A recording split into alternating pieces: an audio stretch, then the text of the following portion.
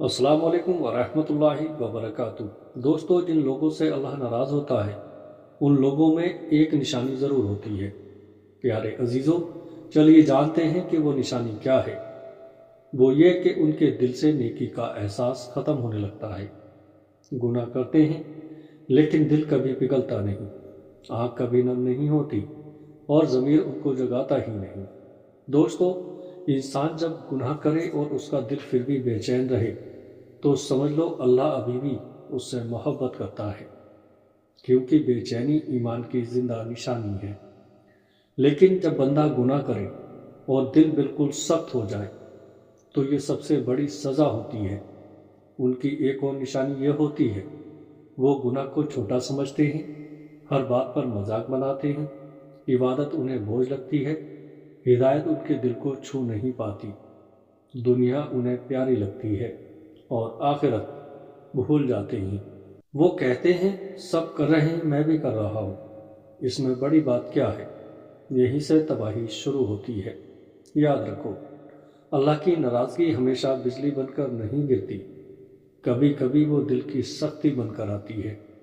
इंसान हंसते हुए तबाह हो जाता है और उसको महसूस भी नहीं होता। सबसे बड़ी बदनसीबी ये नहीं कि बंदा गुनाह करता है, बल्कि सबसे बड़ी बदनसीबी ये नहीं कि बंदा गुनाह को गुनाह समझना छोड़ देता है।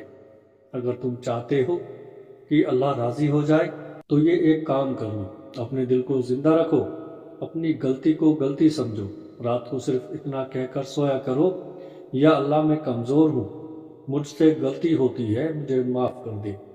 जो बंदा गिरकर वापस उठ जाए वो अल्लाह का होता है, और जो बंदा गिरकर अपने गिरने पर गुरूर करे वो उन लोगों में होता है जिन पर अल्लाह नाराज़ होता है। दोस्तों, और एक बात हमेशा याद रखो, अल्लाह तभी नाराज़ होता है जब बंदा अल्लाह को भूलकर अपने नफ्स को खुदा बना देता है। जब इंसान ये सोचने लगे जो दिल चाहे मैं वही करूँगा, हलाल हराम की परवाह नहीं, तो समझ लो कि उसके दिल पर पर्दा गिरना शुरू हो चुका है। उन लोगों की एक और निशानी ये होती है कि वो अपनी बुराई को कभी बुराई नहीं मानते, हर गलती का दोष दूसरे पर डालता है, हिदायत करने वालों को दुश्मन समझते हैं, अपनी ज़िंदगी में अल्लाह का जिक्र कम करते हैं, लेकिन दुनिया के काम के लिए सब कुछ कुर्बान कर देते हैं। वो नमाज छोड़ देते हैं और कहते हैं वक्त नहीं था, मगर मोबाइल, गेम्स, फिल्में सबके लिए वक्त होता है।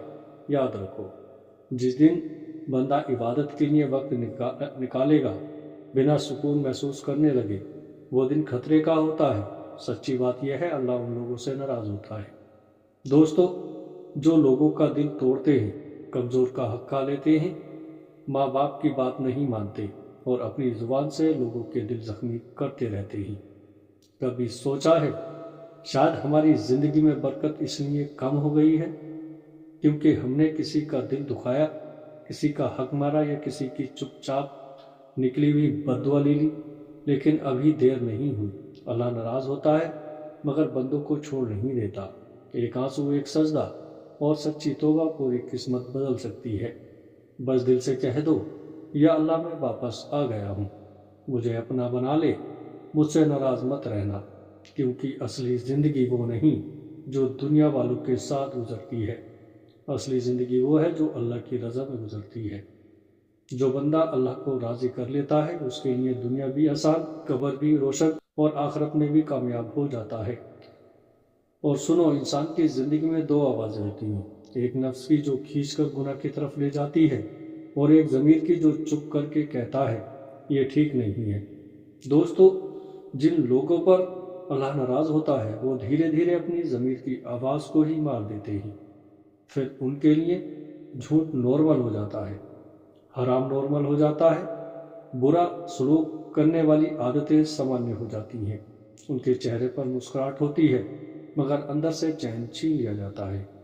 समझ लो, जब दिल में गुनाह मीठा लगे और इबादत सख्त लगे तो ये अल्लाह का एक चुपचाप सिग्नल होता है कि लौट आओ वरना खो जाओगे।